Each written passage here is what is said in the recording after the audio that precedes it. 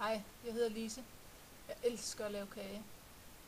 Her vil jeg vise, hvordan jeg har lavet nogle små franske kager, der hedder navette, som bliver serveret til kølenmesse. Jeg har først lavet en dej, som er temmelig fast, som jeg ruller ud i pølser, og som jeg så skærer i nogle lidt mindre stykker.